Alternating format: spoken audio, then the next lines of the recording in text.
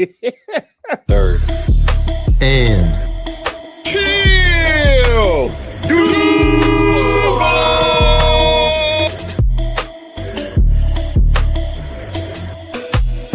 know what it is, man. You're locked in the third and field where they keep it real. And if you don't know, you're going to learn today. Third and field, baby, and I'm out. Let's go.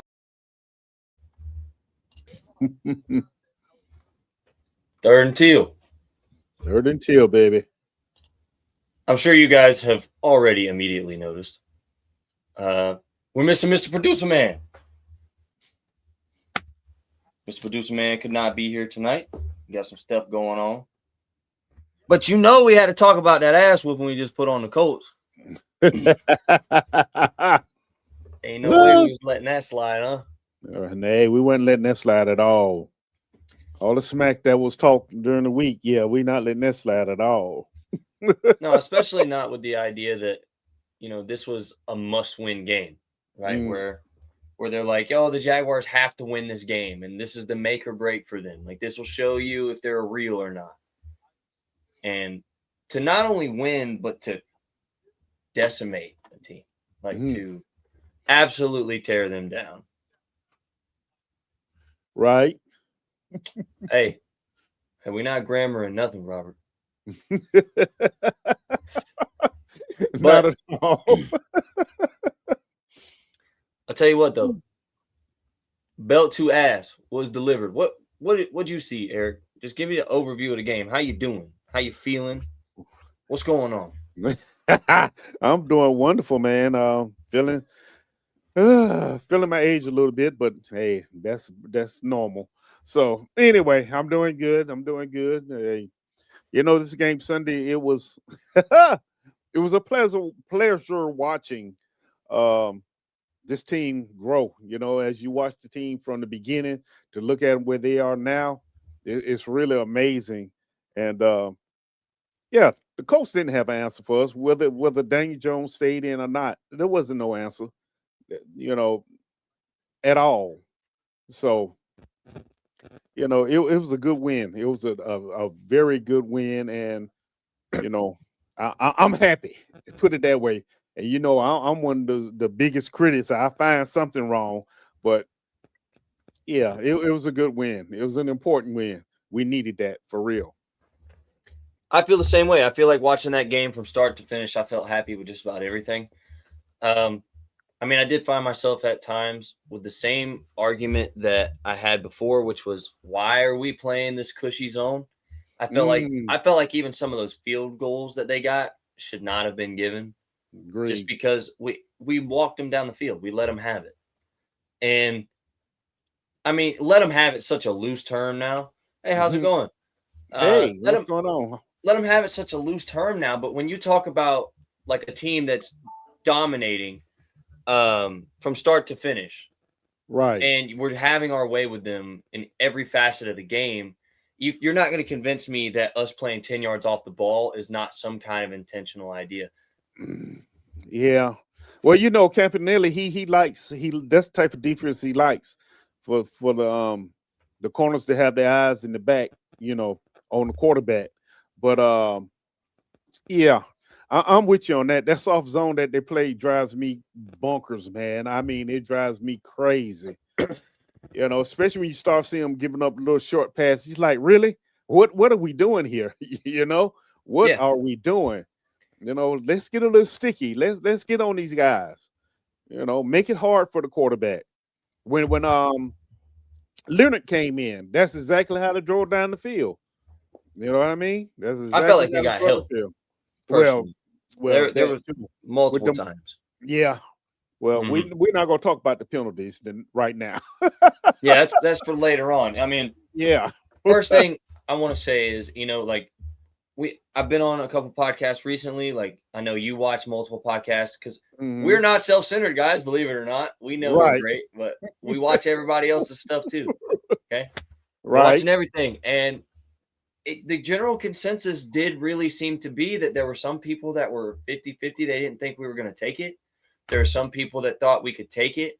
But, you know, Eric, I'm starting to feel like that take that I keep bringing to the show week in and week out is starting to come to light and show itself as probably one of the better takes I've ever had, that this team doesn't have to be a playoff contender to get there. And this team doesn't have to be a Super Bowl contender to get to the Super Bowl. Like, you got to win games. That's all you got to do. And what I mean by that, like we've talked about, good teams find a way to win. This was a horrible weather day. I can tell you right now, like, it started raining somewhere around middle of the second quarter and it didn't stop. It rained the whole right. And it was cold. Listen, I mean, this is a game where you expect, if we can't run the ball, we're going to lose because it's wet, right? Right. Right. Shy away from the pass game in the rain. Right. Dude, we opened it up. Oh, it's raining? All right, cool. Welcome to backyard ball. I'm going to toss this thing for 30, like, every time. Yes. That was, that was a big surprise also, because I thought it was going to be a ground and pound type of a game myself. But Trevor came out, started hitting targets, receivers started catching, and hey, we went on. We did what we had to do. All I'm saying is, Trevor's that dude, man. That's what I've been saying. Like, I can say it till I'm out of oxygen, but he's him. He is, bro. Like, I mean, you see the inconsistencies here and there, and I understand that it's frustrating to see as a fan. Like, you're gonna see him make a throw, and you're like, what the hell was that? And then you'll see him come back and make like 3 throws that he made to BTJ throughout the whole game, where if they're like a centimeter off, it's deflected or it's not caught. And he's just dropping them in. Like, I mean, just perfect. Just ding. And I found myself in those moments just like, this is the guy. This is what we're talking about. And this is a game that really felt like, for all the true Trevor believers, this was a game that we deserved. Yes. Because this guy came out and, like, from the first bell, he's hitting people in stride, dropping in with touch. I mean, it doesn't seem like he's slinging it too hard because he knows it's wet. We saw our first Jacoby Myers drop, but it was really wet. So, I mean, I'm not mad about that. Like, right. But all in all, the offense took care of business. Which will bring me to my first point that I got to ask you about. And I think you already know one of the positions I was watching today or Sunday. One of the positions I was watching. Okay, I'm listening. Do you think Cole Van Lanen did enough that he starts now? Man, interesting you asked that question, because I was going to ask you the same question. And the answer to that question is yes, he should stay right where he is right now, because Trevor has some beautiful pockets to throw out of this game. I mean, I agree. When you can go through a whole NFL game and don't get hit one time, you know what I mean? There's no other way to put it. He's doing the thing, man. He's performing like a top NFL lineman right now. I know they like to keep him, because he's very flexible, but at this point, Walker Little becomes the extra guy on the offensive line, and we keep Van Lanen in there. I completely agree. I felt like there were multiple times that I saw Trevor even step into the pocket, which he doesn't do very often. Right. He doesn't step up into it. And that being said, like, that shows confidence in the line that he's behind, and that's all he's needed the whole time. So I think he should totally take Walker Little's position, and they should keep Walker Little in concussion protocol. Hey, smack him in the back of the head one more time. Just let him know he's not done yet. Look, as funny as that sounds, I wouldn't be surprised if that's what the team is thinking right now. Hey, take your time, recover from this concussion. We all right. We're all right at this moment. And if I'm a front office and I'm watching this, I'm thinking, damn, man, I want to see Trevor get into a better rhythm. I think our passing game needs to elevate. We're not challenging teams down the field. That's our biggest problem. The run lanes are hit or miss. Like, what can I do to solidify all of these things? And obviously the answer is the offensive line, but you got to look at where. And we've known that Walker Little is the biggest issue there. Right. But giving Van Lanen the start from the beginning to the end 100% changed everything. Yes, it did. I think he just needs to slow down, focus on throwing in the receivers and not above the receivers. I mean, that depends on the throw. Yeah, and depends on the coverage also. Sometimes he has to put it up, and so the receiver should go and get it. We know in the beginning of the games, Trevor, he's a little hype sometimes, and he does overthrow. We know that's something he does. But a lot of times when he placed the ball up high, it's a reason behind it. He's just not throwing it high just to throw it, because you can believe when they practice, he practiced throwing it that way, and they practice catching it that way as well. So, yeah. Absolutely, yeah. The throw to Tim Patrick in the side of the end zone on the run, wet ball. Or, I mean, like rolling out left. The best thing about that play, my favorite thing about that play, since you bring it up, is they put 6 on the line. Yes. So there was going to be an unguarded guy. You don't have enough personnel to block every one of the rushers. So Trevor immediately senses that, and he stands in. It's not even just senses. I mean, I'm not trying to like overplay it here. Like, he's not sensing anything. If you're reading the line, you see the guy off the edge. You know you don't have anyone for him. Mm-hmm. Like, you set the blocking assignment. You know who you've got covered and who's not covered. Right. So I like that he turned his back, act like he didn't. He stood there just a little bit and rolled back around. Now, we in the past have been like, for the love of God, stop doing the backwards rollout. Stop doing it. Yes. Yes. But in all honesty, though, I couldn't be happier that he did it. It was perfect. He knew the way that the routes were going. And we've always talked about this. Eric, you're the one that brought it up to us and then showed us the clip that he said it, that he's more comfortable going that way. Right. Exactly. So, I mean, whether we like it or not, that's the way he's comfortable going. But I'll be damned if he didn't roll out, avoid the sack, stay eyes down the field, and deliver a dot on the sideline. Dot. Yes, he did. In the rain. That's rain. Impeccable. Yes. Yes. You know it. All right. And that's the Trevor we've been looking for and waiting for. I think he is the best quarterback the Jaguars had in years. I completely agree. Agree, especially in talent-wise. Right. Especially in just pure arm talent. And quite honestly, I know this is my dad right here. So okay. I know that Mark Brunell was very good. I think Trevor has more arm talent and natural athleticism than we saw from Mark Brunell. Mark Brunell was a more pocket passer, way more accurate. I just think. What you mean? What you talking about, man? What you talking about, Willis? Anyway. Oh, you know it is. Oh, okay. No, I know who it is. Yeah, that's what I just said. I know who it is. Anyway, I think Trevor's the most athletic prospect we've had at the position, probably in, I would almost venture to say, franchise history. Like, I mean, think about it. David Garrard could run, but he ain't as fast, and he ain't as big. He's not as tall. He's big. He wasn't as tall. Yeah, he wasn't as tall, and he had a good arm, but no quarterback we've had has the arm talent that Trevor has. Trevor has a big arm, and not just a big arm, but he can drop it in a bucket in like a 1-by-1 square yard on the sideline, like especially outside the numbers. We do not have a quarterback that could put the ball outside the numbers like Trevor can. We've never had one that could do that. Now, they could do it, but nowhere near to that level. But either way, I think you look at this team from the offensive perspective, the biggest thing that we really got to talk about is Brian Thomas Jr.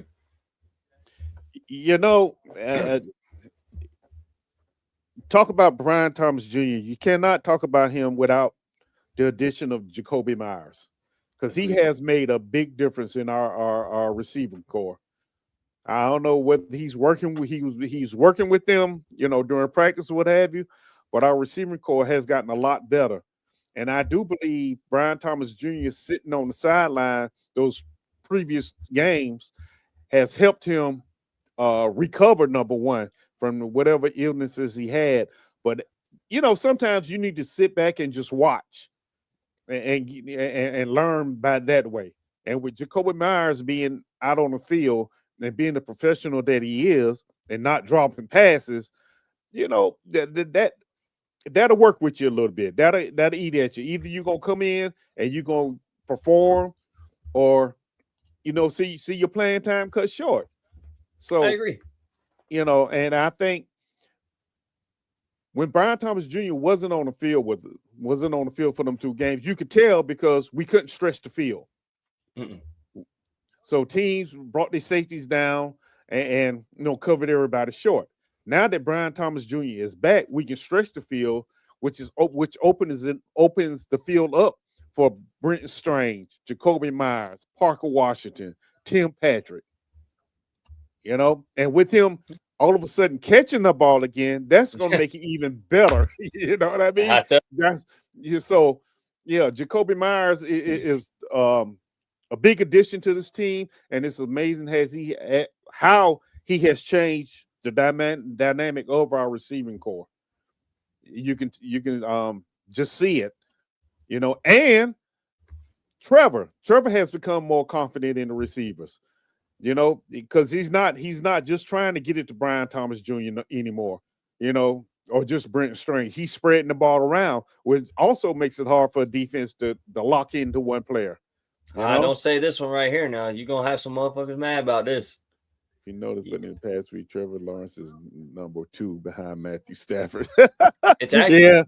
Yeah. That is accurate. I mean, he's been balling. He really has been balling, Yeah.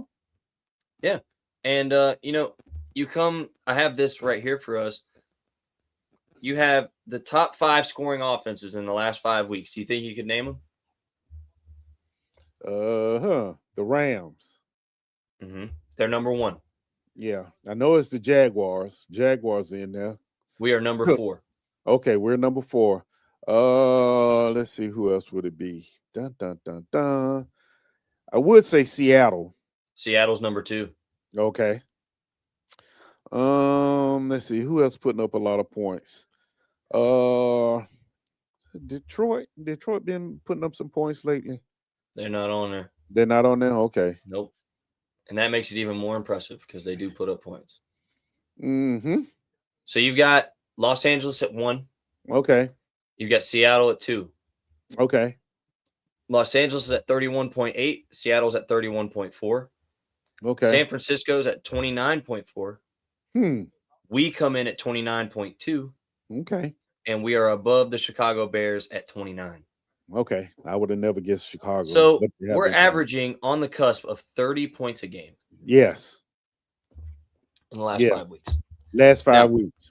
Now here's the thing, and this is what I was pointing out to everybody a few weeks ago. We dropped that Texans game. Ugly. Hurt. Pissed off. Very. Yes, pissed off. And you want to look at that game and you just want to be like, oh God, here comes the collapse. Mm-hmm. Yeah. But I was quick to remember, and I know you were as well, and so was Isaiah, and a lot of our, counterparts in this podcast network that we share here. Mm-hmm.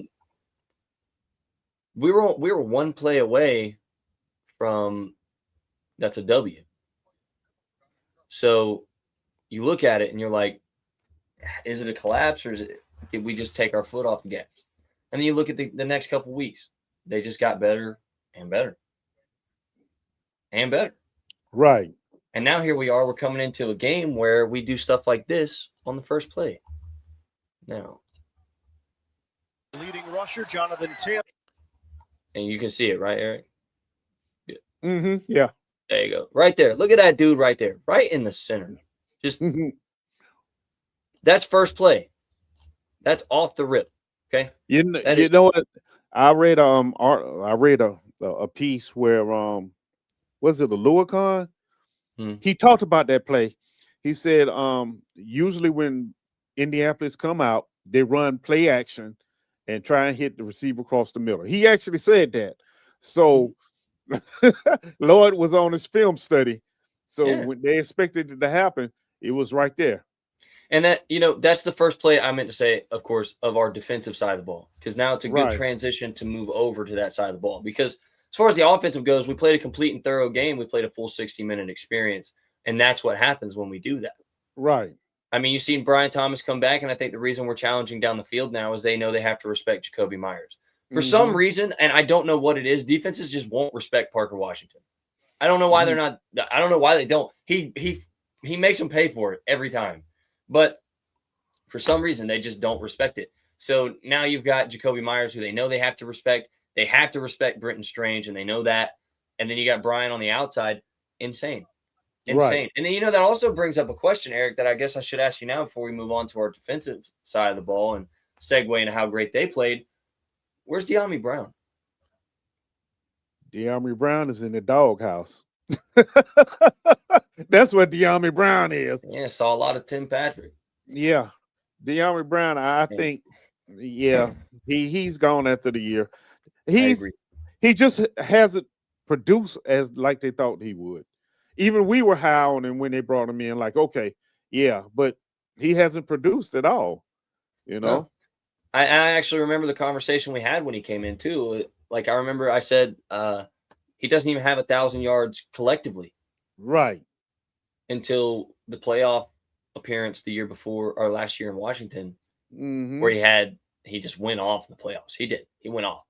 But you take that playoff run away, and he doesn't have 1,000 yards through all of his years in the league. Right. So you kind of start to wonder why. But then what really hit me when I had that thought was, we're doing all this without Travis. Right. Exactly. This is without Travis, and Travis is by far the most electric player we have to put the ball in his hand. Mm-hmm. Don't care what anybody says. That dude is a human joystick. Literally. Elusive to the max. To the max. Great hands and ball skills. Exactly. Like, he's our most dynamic weapon, and we're doing it without him. Mm-hmm. If we don't push all the way this year, which I'm not going to say we won't. I'm so sick of watching all of the podcasts like ours and them saying, well, this isn't a Super Bowl team. Stop being so optimistic, or so humble, I should say. Mm-hmm. Be more optimistic in the fact that this team is finding a way to beat good teams.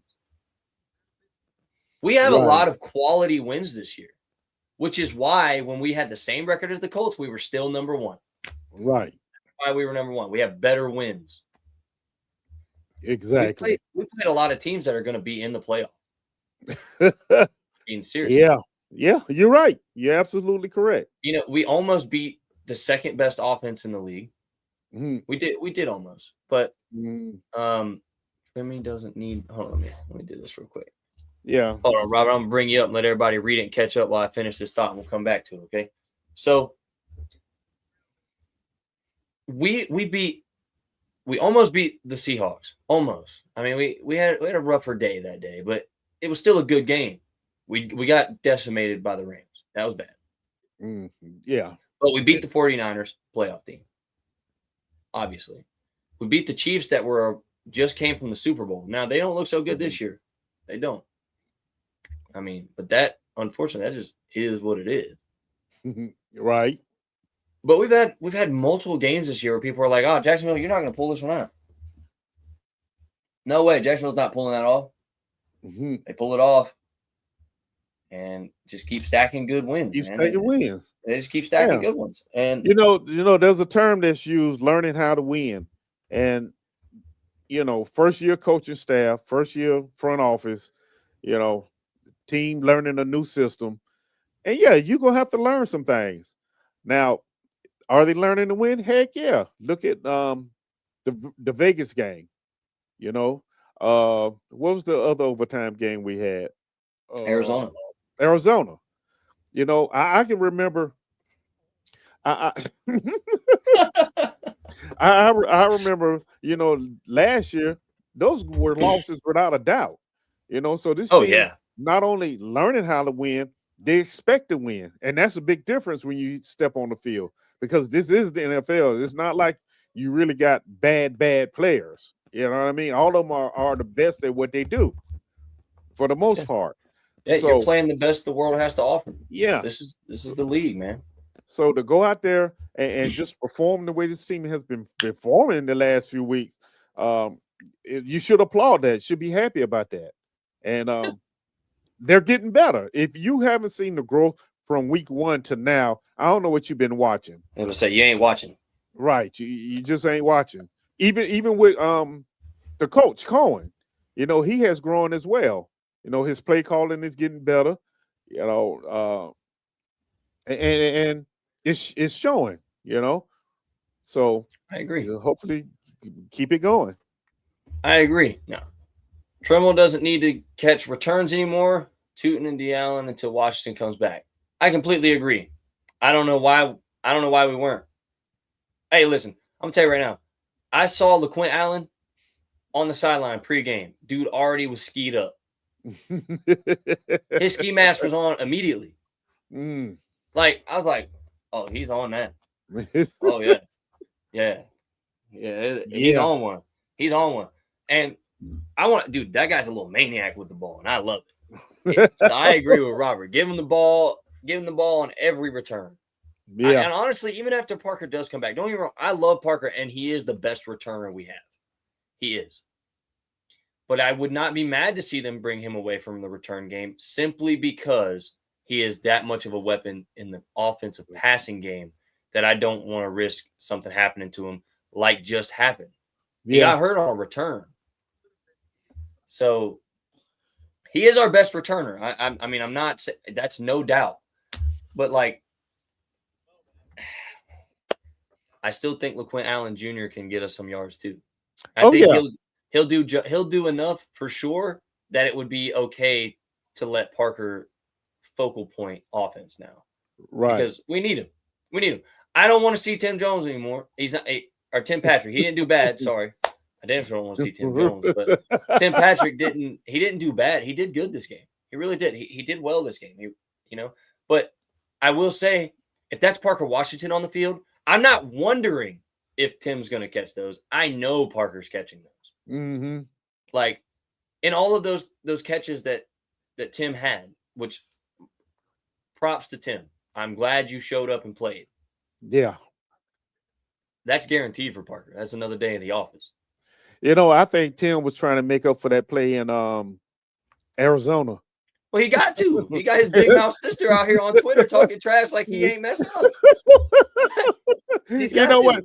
But the funny part is every time he caught a pass Sunday, I thought about his sister and her. I'm like, I wonder what she putting out there now. I literally looked at the person that was beside me because I was blessed and fortunate enough to watch the game from the Gallagher Club. Right. So I was at the rail, and you got everybody stands up in there for the most part, and they just kind of walk around. And this lady was the first thing she said when one of the catches went off, and she was like, "I wonder where his sister is." I say, "Yeah, I wonder what she gonna put on Twitter today." She said, if she's smart, she gonna put her damn phone down. So, I mean, yeah.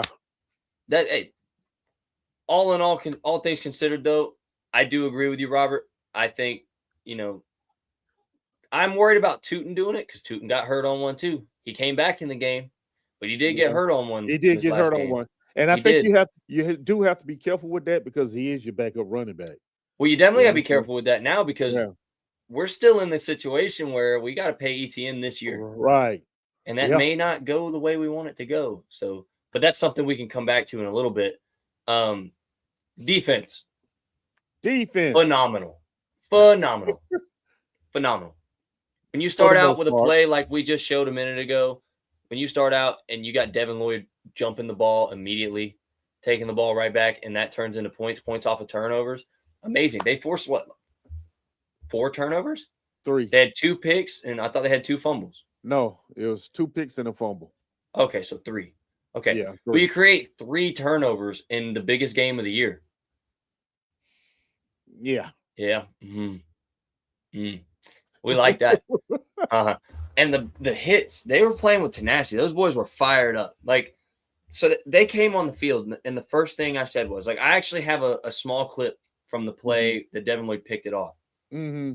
Because I told my buddy that was with me, I was like, dude, they're bouncing. Right. Like, these dudes are ready to play. And it don't matter who's in front of them. They're coming. Right. And bam, right off the rip. And they carried that energy till the end of the game.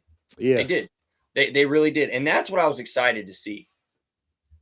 Tootin also led with his head low, dangerous. No, you're absolutely right. He did. I'm not saying he didn't get hurt by his own devices, but I mean, you think about it. If that's something that's in his brain to do, you could coach it out of him, and he may not do it 99% of the time, but there still will be every now and then he's going to do it.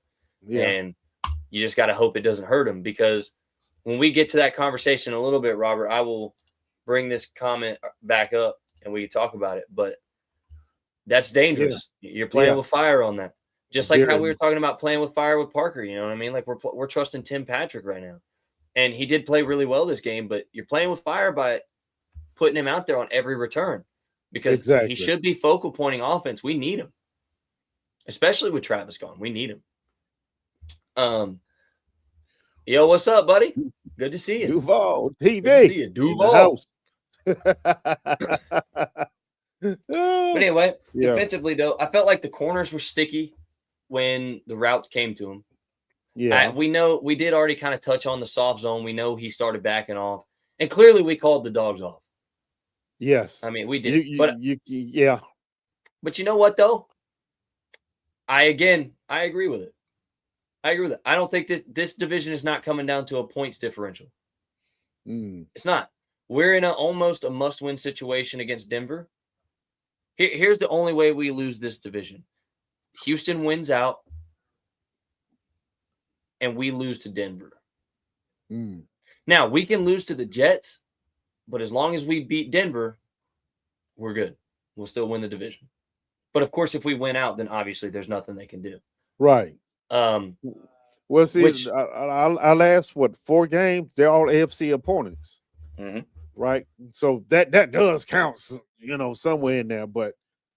And we only have one conference or one division loss, which is the same as the Texans. Right. So if we go into this last game stretch, which, I mean, thinking it, I don't know what our conference record is. I don't know if the Texans are winning out. I mean, I feel you, Robert. It's very possible. I'm not going to say, I'm not going to sit here and be naive. They're getting hot at the right time, too. Yeah. They are. They're finding their stride at the perfect time for them. That's what they needed.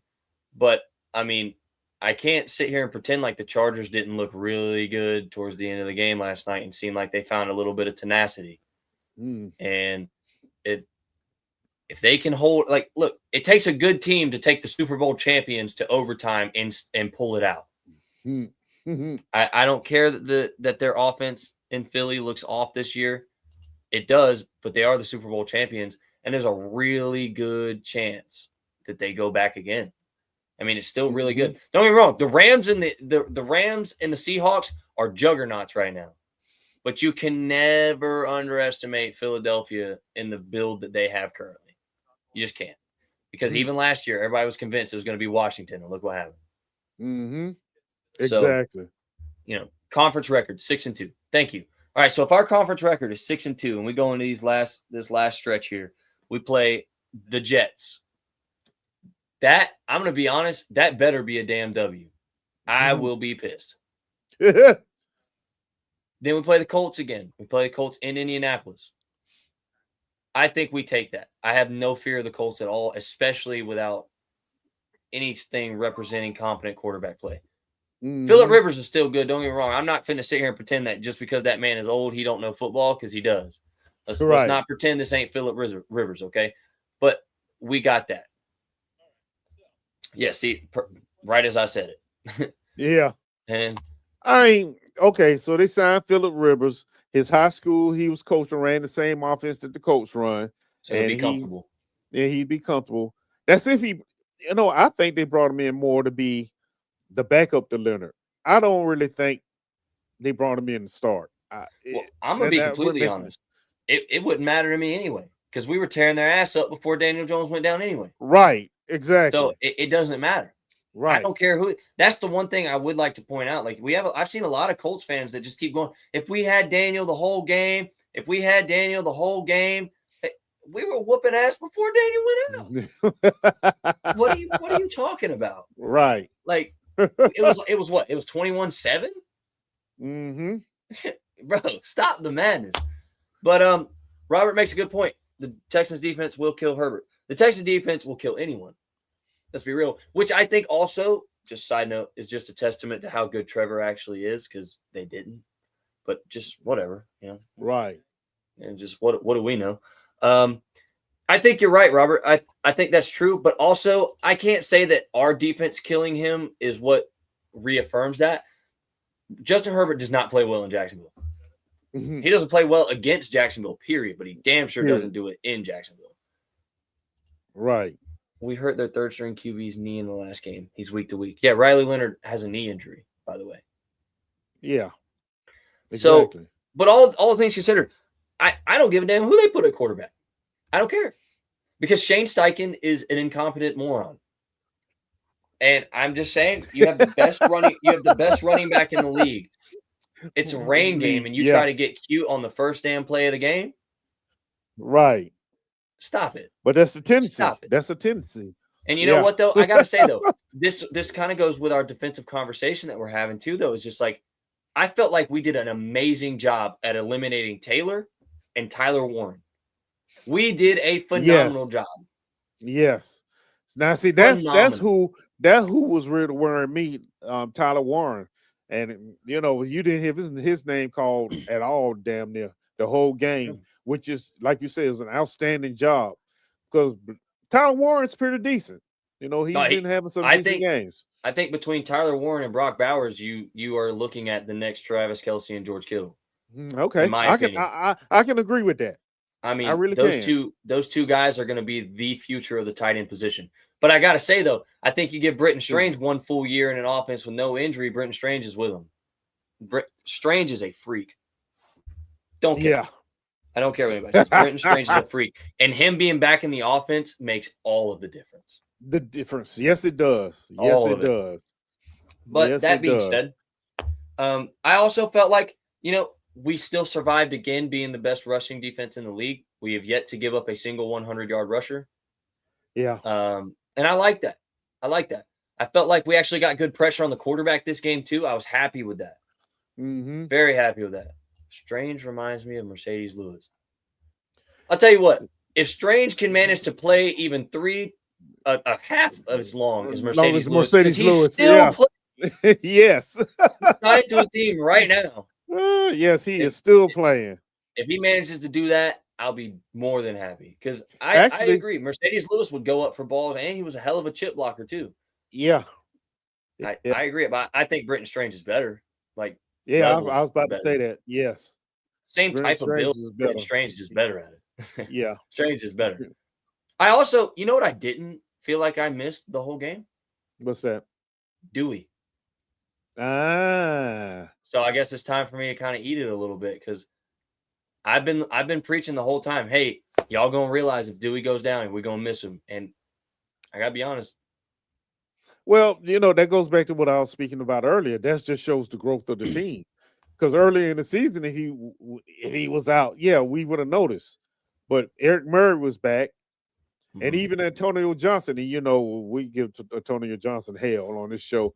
You know, he's been playing. And Lane too, yeah, because Lane was out there as well. So it's showing the growth of this team and the depth that is there when needed. Right. You know, I completely agree. I felt like Antonio Johnson did everything I'd want to see him do. And Rawan Lane, when given opportunities, I felt like he was a missile to the ball. And he was sticky in coverage. I was more than pleased. More than pleased. And then you look at the edge rushers. Josh Allen did what I was talking about Josh Allen had to do. Right. And this right here, this summarizes it. Right. Everybody that has to step up is doing their job. Good job. You're absolutely right. That right there. And this actually, I think this is a little bit, I don't think you can overstate this comment, actually, because you can't. When I say things like, because you hear even Isaiah when we have guests on the show, or you saw us go on Travis Holmes' podcast, and you know when they say things and they're like, "Do you think that the Jaguars are a playoff team? And are you willing to say that the Jaguars are good?" Well, define good, and define a playoff team other than the obvious that they made it in, because clearly that's not what you're talking about. Playoff teams are who you expect to make a push in the playoffs, not just make it there and be first-round exits. First-round exits are not who you consider playoff contenders, right? Right. Okay. And to be something more than a first-round exit, what do you have to do? You have to win the games that you're supposed to win. Right. And your depth has to do their job when asked to do so. we have done all of those things. And as each week passes, we do them a little bit more dominantly than the week before. Right. So that being said, this comment right here to me is, I think, literally just the epicenter of everything we've got going on right now. Mm-hmm. You know, I'm gonna eat my words right now, because after the Texans game, I was one of the main ones. This is not a playoff team at all, you know. But the last 4 weeks have shown me, okay, yeah, they are, you know. Mm-hmm. But once again, that comes with the growth and learning how to win and learning how to do their job and not trying to do more than what they're supposed to. And you see what Cyclops said right here, right? This, because you mentioned that Texans game. Right. It's funny that this comment is the truth. It is. I believe this. Right. I believe the Jags and the Texans are the two best teams in the AFC. I think the Broncos haven't really played any real competition, and when they did, they barely made it. But I can't hate on that, because that's winners win. Winners win. Okay? So we might not eclipse the Broncos. The Patriots have played no one. They are in the same boat as I thought that the Colts were in weeks ago, and look at where the Colts are at now. The Colts hit a stiffness in their schedule, and I'll be damned if they didn't completely fall apart. And it does nothing but get worse for them. Yes. Okay. So you saw what Liam Cohen said after that Texans game, and in the recent press interview, where he said, we needed that game. As much as it sucks to take a loss, we needed that game. Right. Right. And Jags and Texans being the two best teams in the AFC, I completely agree. But you know what makes me feel so good about that? The Texans don't have an offense, and we do. Thank you. We both got a defense. They're the best passing defense. We're the best rushing defense in the league. We both got defense. Right. Exactly. So, hey, they don't need it. Let me bring this up. Let me bring this up. Bring the one up before that. Bring the one before that. Yeah, it's called humbling, and that is what we needed. Exactly. You are exactly right. This, you couldn't be more right. And welcome back in, bro. Good to see you. Now let's talk about this. Let's talk about this objectively, okay? Let's talk about this objectively. You need us. You need help to win the division. Do you understand that? You cannot, even if you win out, if we also win out, you will not win the division. Do you understand that? No, he doesn't. You cannot win the division on your own. We have a better offense. No, you don't. No, you don't. Your offense does absolutely nothing. What are you talking about? You just have the best defense in the league. Overall, you have the best defense in the league. I will give you that 10 out of 10 times.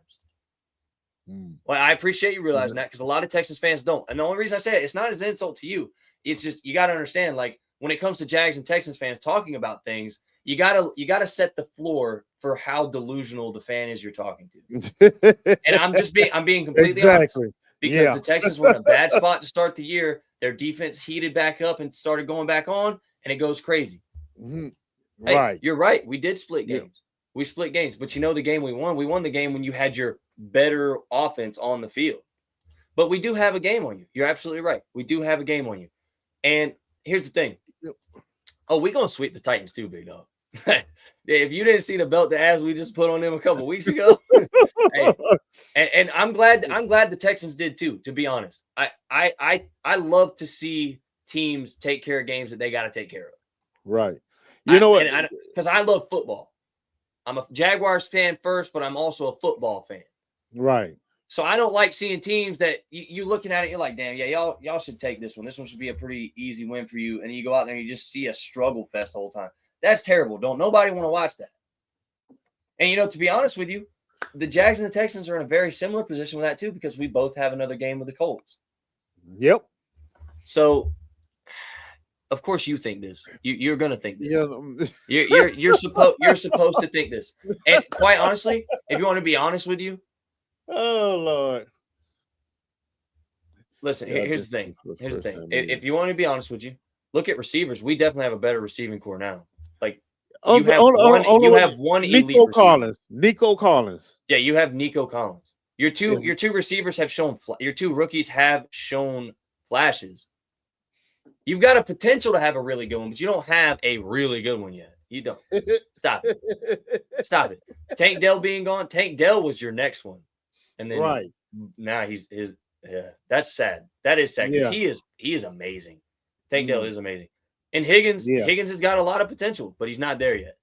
He's not there yet. Right. But yeah, Higgins is very similar to Nico. I completely agree. Well, DeAndre Hopkins was their best. What we're talking about right now. No, Andre Johnson was the best. Yeah, we could go around and around about that for sure. Your slot receiver, but see, the thing is, your slot receiver is good. We got Jacoby Myers, one of the best hands in football over the last 3 years. Brian Thomas Jr., he's coming back from injury, but debatable or not, him and Nico both had similar slumps this year towards the beginning of the year. So we could call that what you want. And now Brian Thomas is back. Brian Thomas is faster. He goes up more contested catches.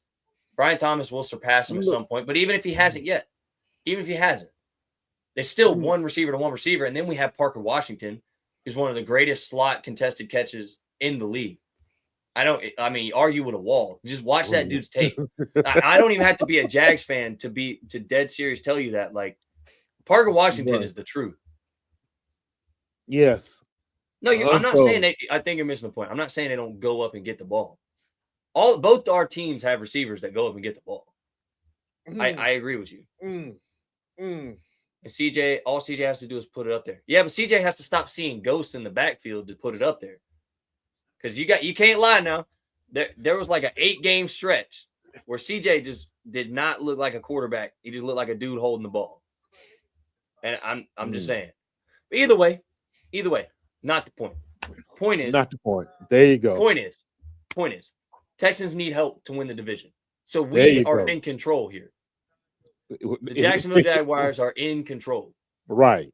Until we either mess it up or we win out. And honestly, winning out is a very conceivable idea at this current point in time. We have beaten stronger teams than the Broncos. Yeah, I think the Texans are a stronger team than the Broncos personally. Their defense is way better. Right. Way better. Now, this one, because our offense is finding its legs now. And we're coming into Liam Cohen's new coach. You know what I mean? We're getting comfortable, like Eric said. Yeah. Well, you have to understand that the 2 games we played against the Texans for 7 quarters, we beat the crap out of them pretty much. Eric, you want to take this one? What? So you can take this. You're not saying that Christian Kirk. Man, Christian Kirk was good when he was with Trevor. No, Christian Kirk ain't good. He can't stay. Hell, he can't even stay healthy. And that's a big problem. He fell off his last year. There's a reason we didn't pay him, dude. Right. Exactly. He's acceptable. He's serviceable at the position, but he's not better than Parker. He is not better than Jacoby. No. He's not better than Travis Hunter. That's not even close. Not even close. No. But either way, I think the Texans are a stronger team than the Broncos. We play the Colts again that are going to have either Phillip Rivers or Anthony Richardson, whichever one they decide to play that week. I don't think Anthony Richardson coming off IR. I don't think he is either, but I feel like we're going to see 1 week of Phillip not being able to move around, and they're going to make it. Well, I'm saying that because here's the thought process behind that. If they plan on bringing him off IR, I don't think they would have defense in the league. I don't think they would have signed Phillip Rivers. I really agree. don't.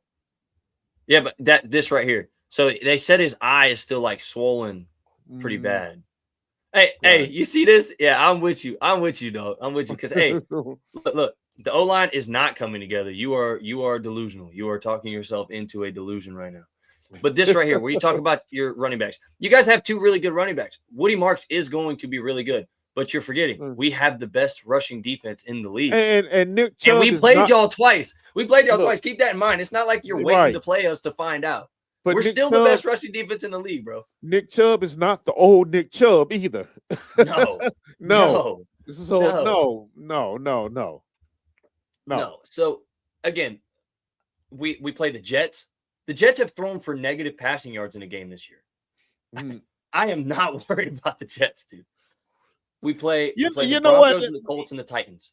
You know what? The Jets are one of them teams, man, that you don't worry about them, but in the back of your mind, you're like, because last year, remember, we played them and we lost to them. We shouldn't have lost to them.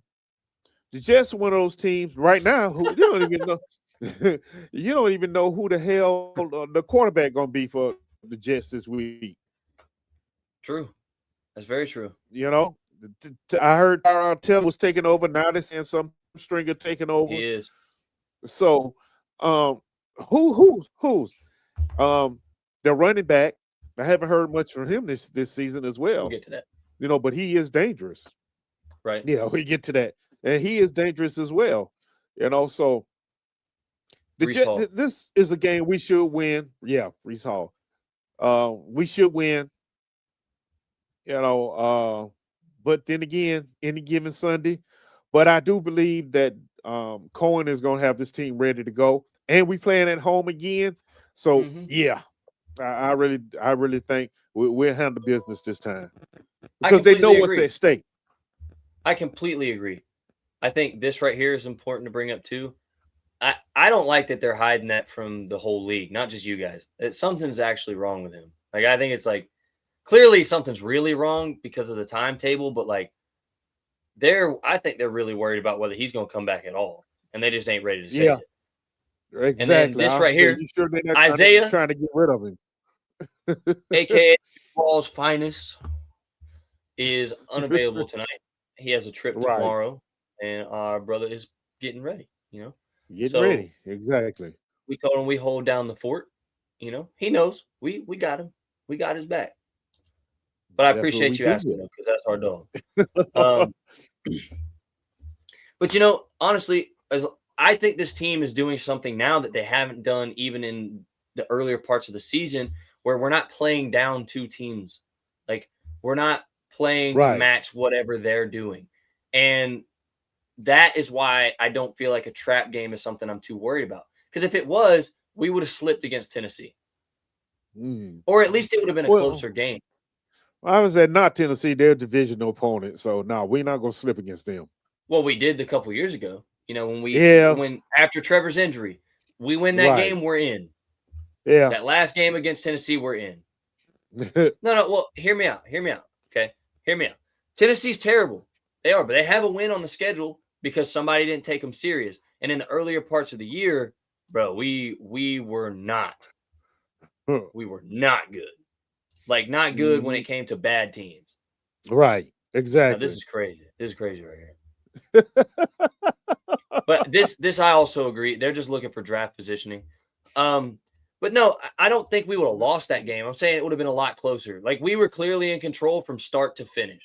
We did what we wanted when we wanted. And we did that against the Colts as well. Exactly. Okay. And not only did we do that against the Colts, we've done it against multiple teams this year. Yeah, we've done it against the Texans. Hell, we just dismantled the Chargers. Yes. And I don't care what anybody says. The Chargers are a contender team. They are a good team. I'm not saying that they're a Super Bowl ready team, but I don't believe in those. I believe in any team can win it. So I think you know what I mean? Like I think if you can put the Texans in the conversation, the Texans have an elite defense. We also beat the Chiefs. What that got to do with anything? We beat and we beat the Chiefs on arguably a bigger scale. Like, but anyway. Okay. Okay. And you know, but you know what? You bringing that up, that's a perfect example of what I'm talking about, playing down the teams. The Chiefs were terrible that whole game, and we just seemed to play just the same type of terrible. And we just managed to pull it out in the end. So oh no, you got jokes, bro. You funny. Yeah, and we did this. This is the key part there. That's the key part. Good call. Exactly. Good call. Yeah. But you know, that Chiefs game's a perfect example. We played down to teams and we're not doing that. We're not doing that. So I think we're gonna walk in and we're just and the Jets are coming to Jacksonville. Exactly. It's game time.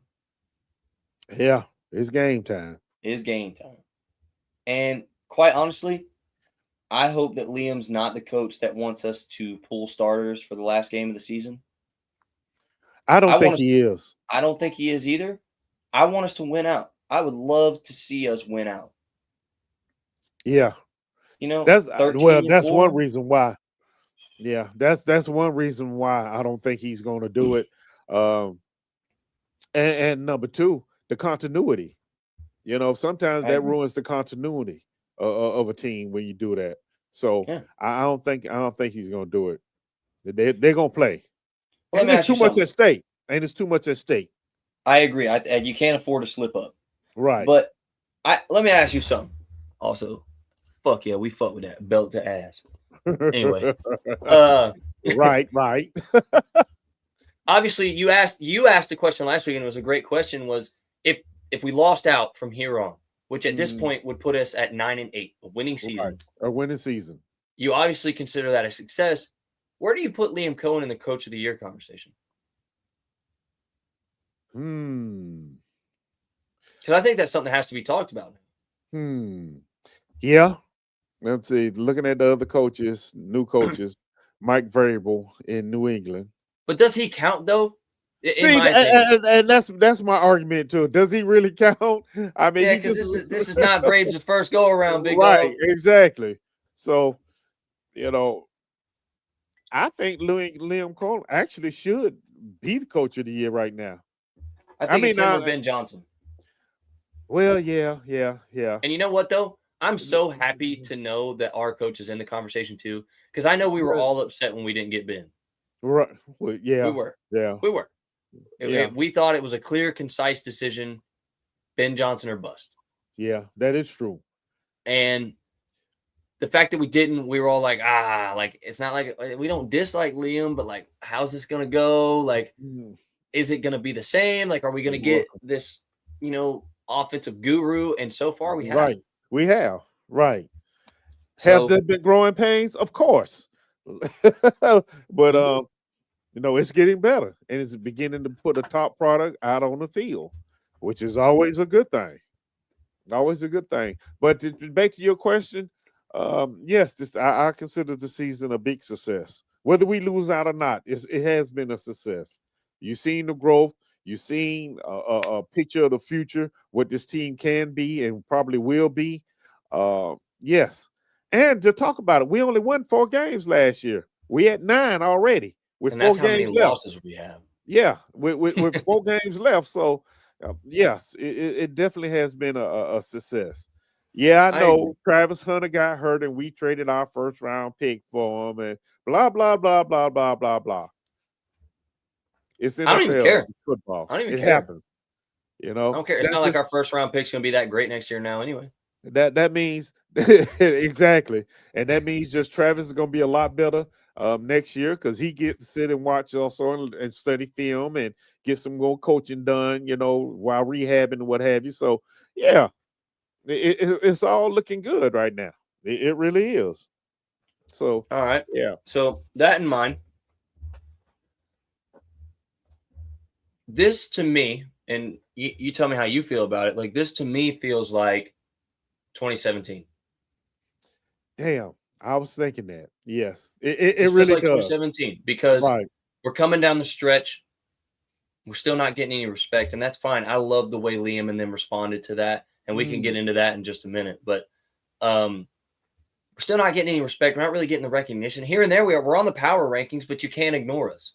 Right. You can't ignore us right now. We're a division leader. We're the number 3 seed in the current playoff bracket. You have no choice.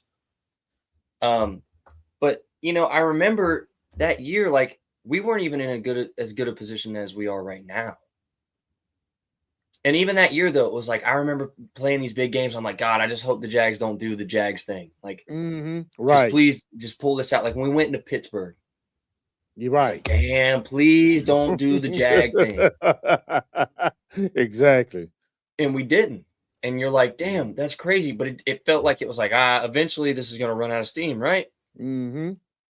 Now, I feel like we were robbed in that conference game, but that's another conversation for another time. But yes, this year, when we're winning these games, it's expected. Difference. That is the difference. That is the difference right there. You are now expecting this team to go out and win and dominate. You know what I mean? And dominate. What? And gets treated like, Yeah, well, we done had that conversation many a times on the show. So yeah. So back to the team. Um, yes, you know what, and they should play the no respect card right now, because even though we are where we are, a lot of teams and a lot of media are not paying us any attention still. Even if you look at the teams we beat this season, it's like, oh, okay, they got lucky, or blah blah blah blah blah blah blah blah. But 9 wins are 9 wins in the NFL. I mean, hey, you I mean, overtime wins, big playoff contenders, uh, and we just been going to that butt. So yeah, keep playing it. It becomes a mindset. Okay, no respect. We gonna show you how to respect us. It's more than just words now. Let's put it on the field. We gaining our respect on the field, not in the popularity contest. I completely agree. I completely agree. And I think too, like, even when we talk about things like that, I don't care if they respect it. You got to see it, whether you respect it or not, because you gonna see it and you gonna feel it. Right. And exactly. This right here, to me, it feels different because Trent is no longer part of the organization. Every move makes a difference. I completely agree with that, because that is the difference. Like, this year feels like 2017 to me in the way of success itself. Right. Like, it feels like we have a chance to do something. Right. But it feels different in the sense of, like we were just saying, like, it's expected. We're stepping on the field and we expect to win. Yeah. And I think the players respect the front office now also, especially with Tony Picelli, EVP. Yeah. It's a different atmosphere. You can actually feel it when you're watching the team play. The big word culture. Okay, so it's a big different culture now, and the players are buying, have bought into it, and they're happy. Happy players play hard for you. I agree. And then you got, like Cohen said, keep giving the disrespect, because our players love to play pissed off. Clearly, they have come out since that Texans game and just put belt to ass on anything in the way. Right. Exactly. I mean, when you come out and you put a dismantling performance on, like we did against the Chargers, you make a statement. You tell everybody, like, we are for real. We are for real. You come out, you have a rough game, you go to overtime, you still win it. You're still sending a statement. The statement is, we'll win the ugly ones too. Then you go into Tennessee, you really put belt to ass. Like, hey, we were supposed to win this game, but we didn't just win this game. We did what we wanted to. Right. You leave that Tennessee game, come to Jacksonville, and, everybody's like, oh, this Colts team is about to show y'all. This Colts team is for real. This Colts team at one time was 7-1. Got belt to ass. They got belt to ass. Exactly. And my biggest thing is too, is like, and I'll open this up to some of the people in the comments too, because we got a few people watching. Okay.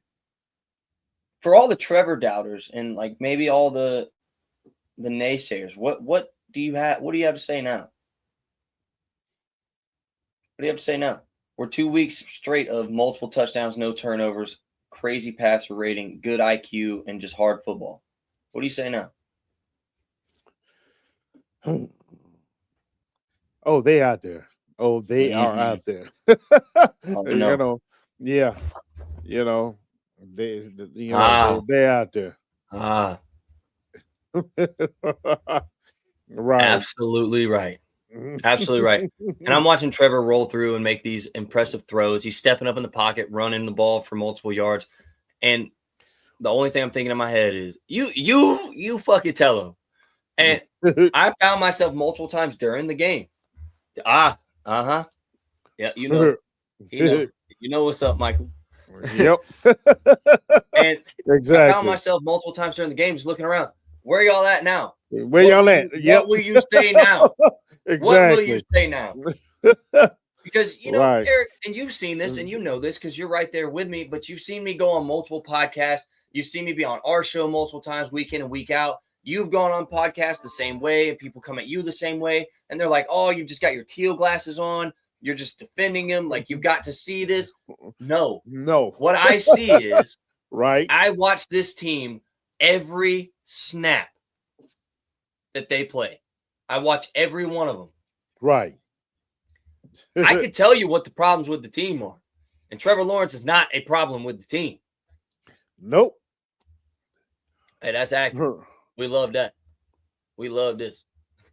They can get as much of it as they want. Because I'll tell you what, especially after we put belt to ass on a team that was 7-1 holding the number 3 seed, and now they're out of the playoffs because we put belt to ass on them. I got time today. Right. What's up? We got time today. Exactly. What's good with you? Hey, I'll tell you what, though, like, this year has been so deserved for the fans of Jacksonville, especially after last year, losing so many one-score games. Oh, it was painful. It was such a painful year last year. Go ahead. And you come into this year, and you got people like Eric that's seen it all. He's been here since the inception. Yep. He's seen every season. Every season. Every season. So you're in the unique position to tell us right now, Eric, where are we at right now that maybe even we weren't in 95 or 98 when this team was dominating? What do you see in this team that resembles maybe the tenacity that you saw from those teams? Or what do you think that we have now that could help us build the culture to create that once again? The physicality and the head coach. And the front office also. You know, back in 98, 99, when the team was kicking butt, those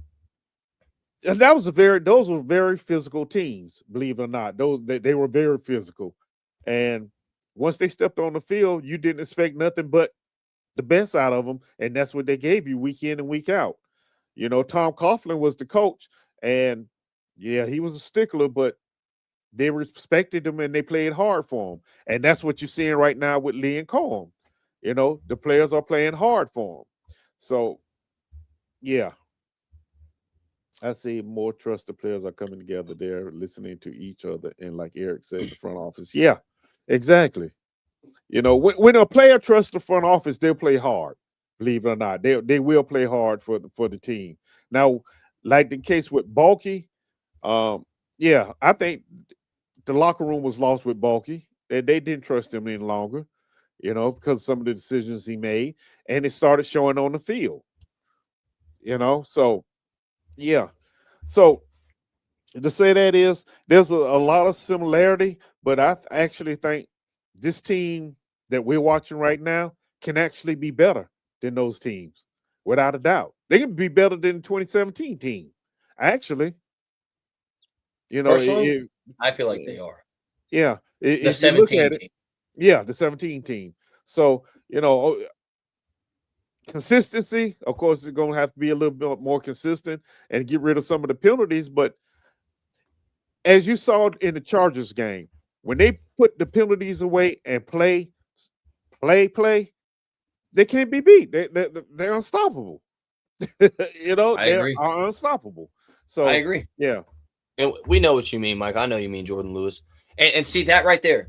You just pointing that out. I can remember in years past trade deadline, we didn't do shit that was like, what are we doing? We're doing exactly. Why? Yeah. And to be completely honest with you, Jacoby Myers, like, don't get me wrong, love Jordan Lewis. He's had some great plays for us this year, but there will never be a better signing. And honestly, this may go down as one of the best free agency signings we've ever made. Actually, Jacoby Myers. Actually, it is. I mean, yes. I mean, Jacoby Myers came in, and I think what we had before Jacoby was hunger. We had hunger, and we had the tenacity, we had fire, but we just didn't have the consistency.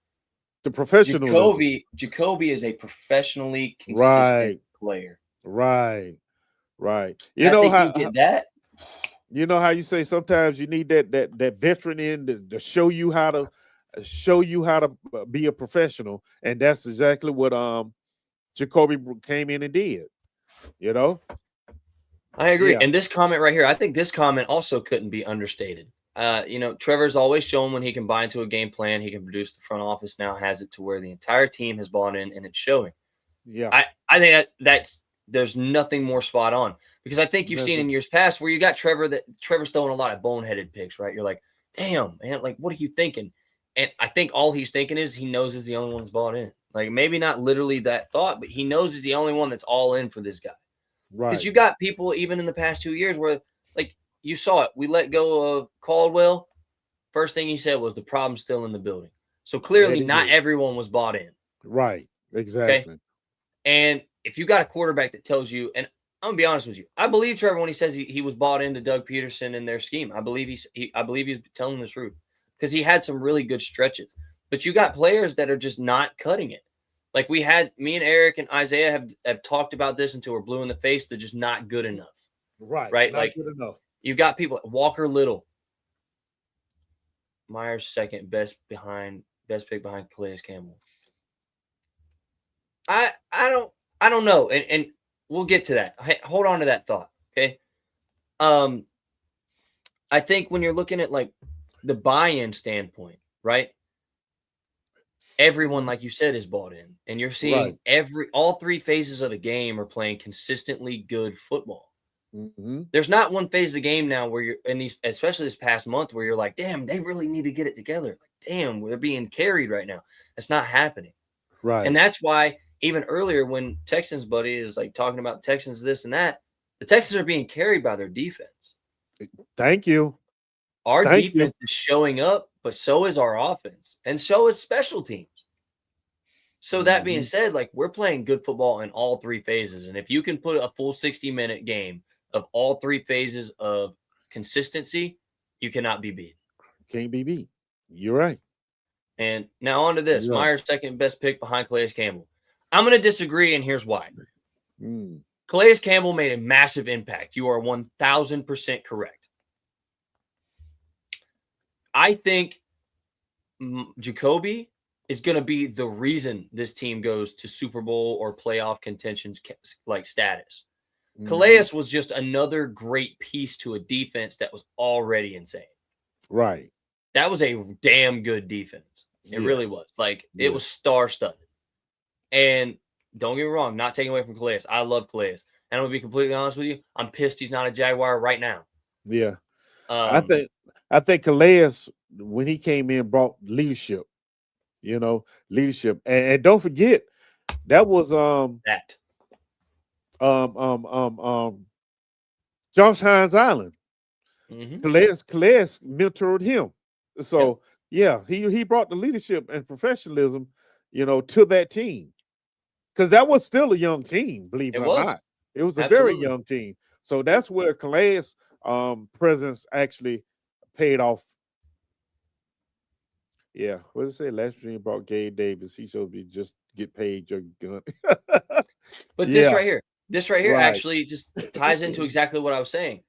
Right. Our offense was kind of stuttering, right? Even without Calais, that defense would have been fine. Right. It wouldn't have had as many sacks. Calais was a monster for sure, but the defense would have been fine. Like, that was they had dogs at every position. This offense, we got dogs at receivers, but we needed that something else. It was missing something. Yes. Jacoby is what it was missing, that consistency. And now that they've got it, I mean, I know he said this kind of like in a joking way, but like, this is 100% the truth. Like, Gabe Davis comes in, does absolutely nothing. Nothing. Like, we paid him so much money to get rid of him. Right. He shows, and then you got Myers. Myers just comes in and is like, look, hey man, just put your hands out. Right. And you're there. And look what happened. Look at what has happened, because it's not just Jacoby playing that way. You could tell he's elevating the other players in that receiver room. And that's when you've got a truly great one. Right. They elevate others. Like, they don't even have to be a Hall of Famer themselves, but if they can elevate the players around them, those are the guys that you keep. Exactly. And it's showing on the field now. I completely agree. We're not coming in here. We say, man, will somebody catch the dang old ball? You know what I mean? Because the receivers are actually catching the ball now. And that didn't start until Jacoby came on board. Yeah. So, yeah. But I will say, I don't think we got too much more other than we can look into the Jets game. But the problem is, you don't know what's coming. Yeah. I mean, the Jets defensively, they're not the team they used to be. That's for sure. Quentin Williams gone. Of course, their linebackers are pretty decent. Still got Quincy Williams back there, who's fast as heck. But I mean, they don't scare you. In other words, you know what I mean. They do not scare you at all. I'm not going to be worried about a team that actually threw for negative yards in a game. Not going to be worried about them. Well, that quarterback not playing. Definitely the missing piece for the season, no question. Could be that boost I've said all year. Got to get through the weeds, 7 to 10 wins. Well, we're at 9. We're at 9 right now. We're at 9. So that being said, that's why I think Jacoby is the more impactful signing.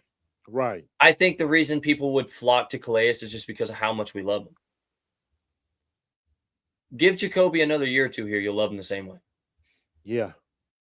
And I personally think they need to pay him right now. Yeah. This is big too. They clearly roll it off, but they keep the anger. Right. Which is important when it comes to playing sports. Now, you know what, Eric? Normally this is normally about where we cut it. Right. But I can think of a couple other things to talk about. Okay, well, let's go. We got time. Let's ride. What you think? Let's ride. All right, then. So, my thing, obviously, the Jets, we could talk about them, but, again, you could go either way with that. And I think, honestly, more people right now, I could be reading this wrong, so maybe the people in the comments help me out. As Jags fans, we're more concerned with what the team's going to do moving forward than we are with the Jets right now. The team is focused on the Jets, and they should be. That's what they need to do. But for us, we're probably thinking of questions more like, what do we pay ETN? What do we pay Devin Lloyd? Yes. What do we pay Jacoby Myers? Yes. What do we do in the draft? And it's not draft time yet, but you're looking at this team, and you're like, God, this team is really good. Yeah. This team is really good. And I've been of the belief since day one this season, you got to pay Travis. You got to. And then he comes out and runs like he's been running. Yeah. Now, I guess the question is, what does he want? Because you still got to pay Jacoby and you got to pay Devin. You paying Devin. Okay. And you got to pay Jacoby. So you got to pay Jacoby and Devin. So where does that leave ETN? Franchise tag? And you'd hate to do that to him. Yes. Because we already picked up a 5th year on him, so you already put him off another year. Right. So, yeah. What is the decision here? All right. You know the impact that Jacoby has made since you brought him in. All right. Now, of course, we weren't privy until the conversation that they had with Jacoby when he was in Vegas. But what do you do with Jacoby? Do you try to work his deal right now and work on the salary cap? Who are you gonna release? Because you're gonna have to release someone. Yeah, we're gonna be tight. And now this right here though. So I few of these comments, God, I appreciate. First of all, just a little timeout. Thank you guys for showing up, man. Because I know it's late and y'all still out here. I appreciate y'all big time. Thank you. Now. This is a big one. I agree with Kevin. Well, go ahead. This is a big one. This is a weak draft here. Right. For running backs. You coming to this? I do believe that they are of the belief hard work pays off and they're going to pay him. I believe they're going to pay him. And I like the 10 to 12 mil over 3. I like that. And hopefully he likes it too. Now, Trayvon too soon. Now,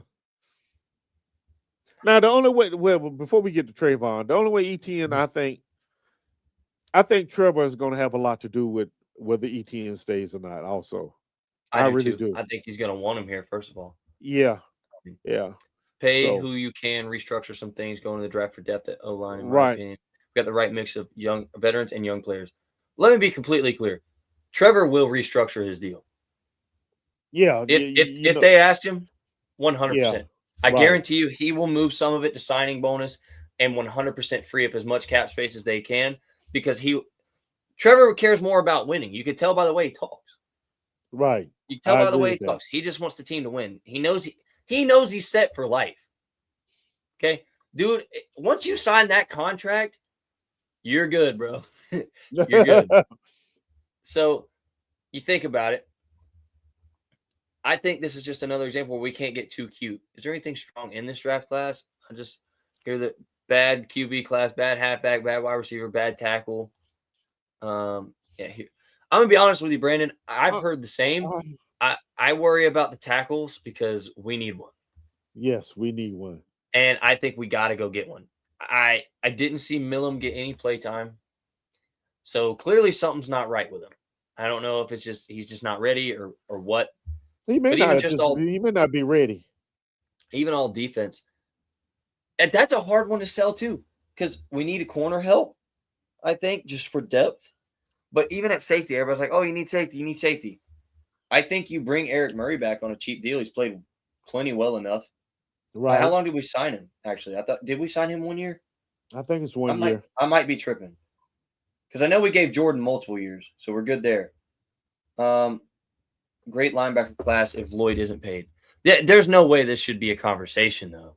You know, like this guy is especially if he doesn't miss any time this year, he's Defensive Player of the Year candidate. He's gotten it written all over him. There's no way this should be a conversation. This guy should be in. They should be paying him now. In all honesty, yeah. I think him and Jacoby, they should be paid right now. Either way, I wouldn't be surprised if that's in the works now as we speak. We just haven't heard about it. You know what I mean? They may be actually working on some deals right now.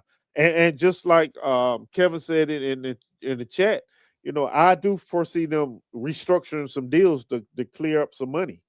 I really do. If this is a 13-4 season and a shot at a Super Bowl, you have to cement the established and pay the ones who produced the most. And Devin is Defensive Player of the Year candidate and should be paid week 16. I couldn't agree more. Couldn't have said it better myself. I mean, 100% agree with you. And I think also just to add on to that, even if this isn't a Super Bowl year, you pay that man. We got a lot of mid-round draft picks. There's no telling what we do. I agree. And I think another thing, people are going to be quick to say, oh, safety, safety, safety. Rawan Lane and Caleb Ransall are going to be the future safeties. I'm telling you. Yes. Antonio Johnson's going to be right there with him. And I'm telling you, I am so excited for Caleb Ransall. It is not funny. So excited for that guy. So excited for that guy. And Rawan Lane has proven to be pretty damn solid too. And with Antonio Johnson having a resurgence in this scheme, oh yeah. And the other part is they're getting playing time. Yep. Which is even better. I agree. And I think that makes the world of difference. Yes. But you look into it, right? And you're looking in the future and I'm trying to look into the future right now because we've kind of already touched on the whole, like we can go 13-4, and I think we can do that easily. Now, does that mean we will? Who knows? But I think we could do that easily. This is where I would bundle like 4 of my draft picks to get a good tackle. I don't give a damn. Like I would make something happen. Now, this I agree with. And that's why I say we need corner, but just depth. I don't think we need a new starting corner. I think you run Jordan, you run Travis, you run Jarian, and you're solid. You're good. Because Jarian's a dog, dude. Jarian's still him. I love Jarian. And Travis Hunter was locked down on defense. Lockdown. And then Jordan's he's a dog too. So I think if this says right, we got him for 3 years. Who? So Eric Murray. Oh, then we good. Hey, man, why we not tweaking on? Yeah. I don't know. Yeah. We got Eric for 3. How long did we sign Jordan? Doesn't say. With the speed of the defenses today, Texans, Broncos got to have the O-line. I completely agree. And I think that's where you saw Trevor, Trevor still played well in the Texans game. We're one bullshit hands to the face from dog shit ass Chuma Doga from still winning that game. Yes. Imagine we have a competent and that's why I'm saying, man, like this team, like people always say, oh, the Jags aren't a playoff team. The Jags aren't a Super Bowl contender. Let me tell you something. If that fucking Chiefs roster can go to the Super Bowl last year, this Jags roster can. Yeah, we got Jordan Lewis for 3 years also. Hell yeah. Hell yeah. So we're not in trouble with them. I love that. I love that. So now you just paid Jacoby Myers. Right. You're right. You're right. They are yapping and in denial. 100%. And I think that's what you see. That's what you see the most of when you talk about this Jags team. That's really what the most of it is. Right. And for me, like I watch this team and they step on the field and Trevor looks decisive. ETN looks confident. The receivers look strong. The offensive line looks competent. The defense is sticky, physical, fast. But see, that is the growth you see from the first game up until now. You know, and like we said before, that Houston game was a wake up call. The fourth quarter of the Houston game was a wake up call. You know, self evaluation. You know, let's see what we did well, what we don't do well, and make it happen. And since the team has come back from the bye, hey, they've been making it happen. Some haven't been pretty, but you don't have to win pretty in the NFL. You just need to win. You just gotta win. You just gotta win. Yeah. You know, there's no popularity contest or what have you. Just get out there and win. That is the name of the game. Well, the fact that people, even our own fans, will count us out right now and will talk against us right now is crazy because this comment right here, we own the division and still mathematically have a shot at the 1 seed. Absolutely. Yes, we do. If I'm not mistaken, if we beat the Broncos, we have a stronger victory schedule than the Patriots do. They'll take the 1 off of their record. But I think if they lose they have what? How many losses? 2? 1? Who? They have 2. The Patriots, they have 2 losses. They have 2. Yeah, they got 2. They could easily drop 2. I think that Patriots team could easily win out, or they could easily drop 2, or they could lose out. I think it's any given week with them for real. Like that's obviously the emphasis of the entire league, but I think it's especially true for them. Right. You know, yeah, exactly. But shout out to y'all, man. 15 still live viewers right now at 12:29 a.m. and 11:29 p.m. Eric time. Yep. Hell yeah. Hell yeah. That's Hell what I'm yeah. talking about. Make sure y'all like and subscribe, man. Make sure y'all send us out to all your friends, anybody that, you know, likes the Jaguars, anybody that just likes football. Because we obviously talk about all the football. We talk about it all. Yes, so, we do. We talk about it all. I think, as far as I'm concerned, that might be all I've got now. Yeah, I was trying to pull up the Patriots schedule, see who they have. Well, yeah, let's look it up. Oh, yeah. Duval till we die, baby. You know what time it is. Let's see. There's upcoming games. They got the Bills this Sunday. Loss. Then they got the Ravens. W. Then they got the Jets. W. And then they have the Dolphins. W.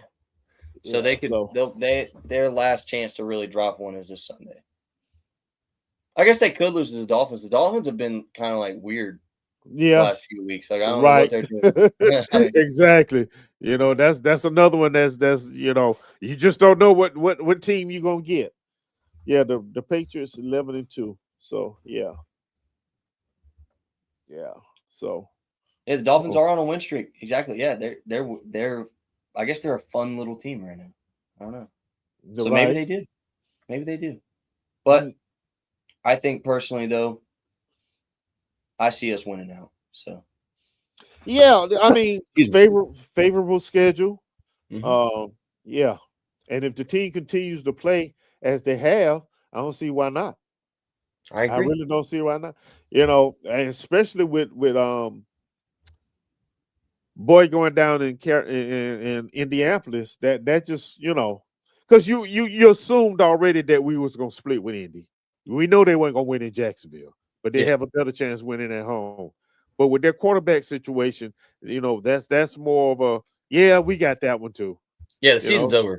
Yeah, so the only big hurdle would be Denver, and like you said, their defense are carrying them more than the offense. And our offense has still found a way to even pick apart the Texans' defense. So right, exactly. And Trevor's playing with confidence. Like, we're not just talking about. He's like that what makes the when the season first started, we was like, yeah, that's a loss in Denver. Yeah, but now as we get down to closer to the game, you're like, yeah, we can take them boys right there. Then it's in Denver, of course, but other than that, hey, Cam may mess around and kick a 70-yarder. And Isaiah called it. Isaiah said he would break the NFL record this year, which he already did, but Isaiah called he'd break it in Denver. And right. Very possible. He'd be breaking his own. But that's a good thing. So, but yeah, I mean, looking at all the schedules and everything going on, I think, man, we got it. I think we got it. Yep. And that's right, Deanna. The healthier we get, the better we get. Everybody keeps saying that Denver is just a front. They do keep saying. Look, Denver relies on their defense. Okay, they rely on the front seven of their defense. They because they got Surtain on the back. They figure they bring all the pressure they can with their front seven, and you make a mistake. I've been watching them the last few weeks, and yeah, that's all they do. They blitz like crazy. They blitz crazy. So, but with our receiving group and our team, we can make them pay, or we can make them pay. So, I mean, there's all kind of holes back there. So they can bring it, but it's not going to be what they think. Offensively, offensively, they sputter. The best plays Knicks makes is when he's off schedule, when he starts running. Other than that, if he sits in that pocket and you cover, go man to man, or a real sticky zone, he's struggling. So, yeah, the Denver game is definitely a very winnable game. We go in there with our minds right. Oh yeah, we can walk out there with a W and really shock the NFL. To take down one of their golden teams this year. I completely agree. With all that in mind, people, I think we're about to get ready to wrap it up.